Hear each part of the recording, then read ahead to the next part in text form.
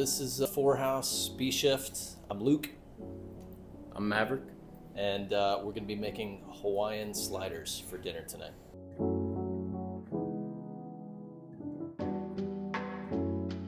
Alright, right here we have the first step. We're just going to cut these.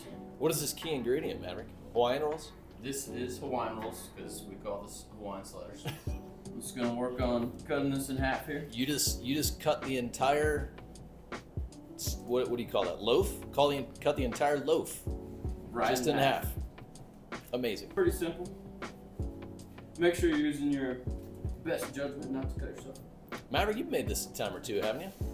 This is kind of my go-to meal when I'm asked to chef it up here at the fire station. Signature meal, would you say? I mean, I would go as far as to say that, yes. Okay. Super simple. Anybody can do it. So the next step in this simple process is actually building the sandwich.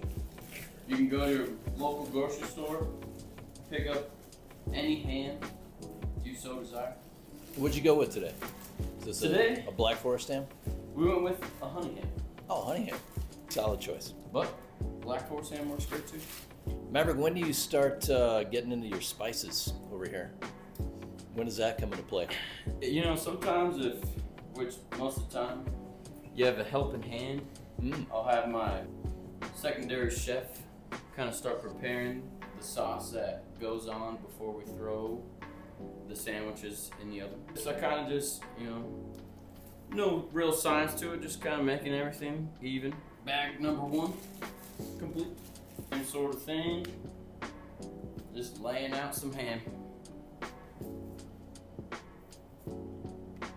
How much is too much ham?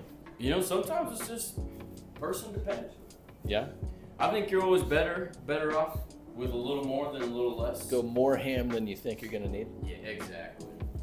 Because you can always get away with, one slice of cheese across, evenly spaced out versus having too much cheese, not enough meat.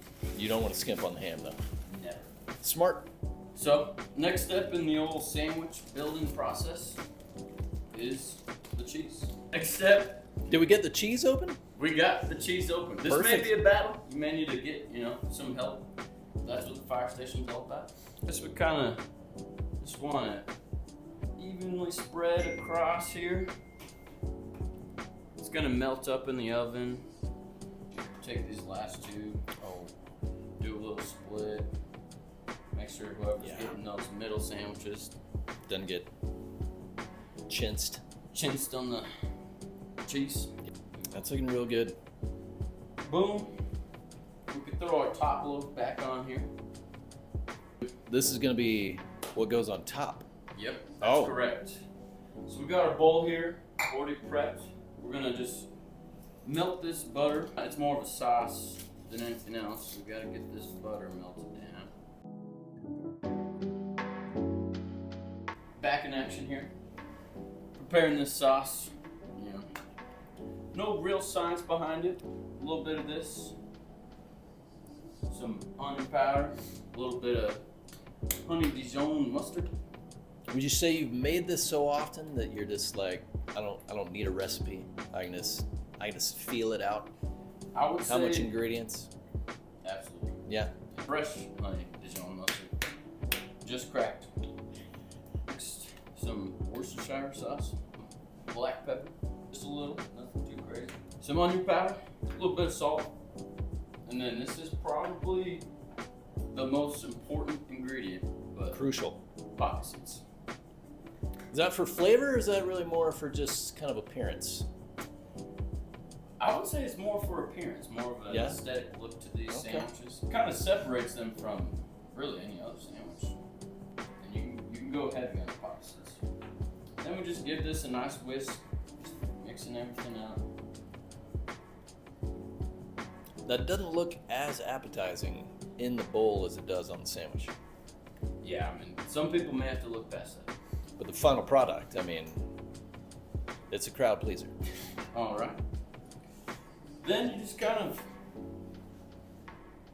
take your brush here and just paint this on. Just kind of working into every crevice here.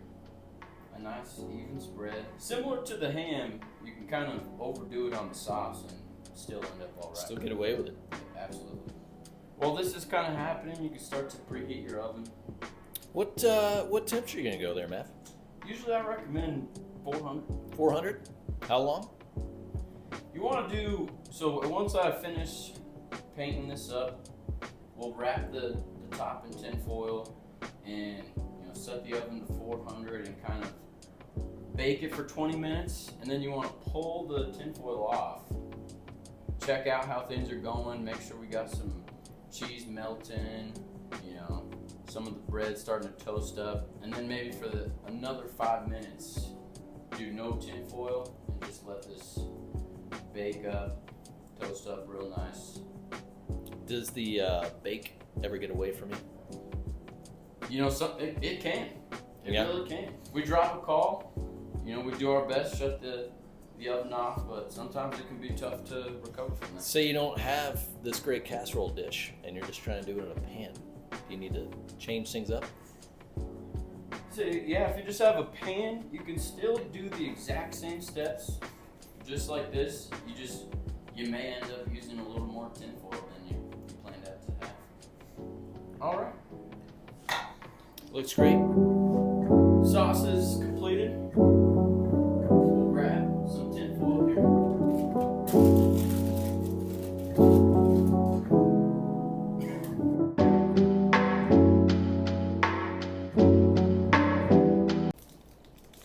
For this recipe, we're probably gonna have to cut this. Let's ready, roll. All right, next with that, I like to just do a quick cleanup here. Keep it tidy.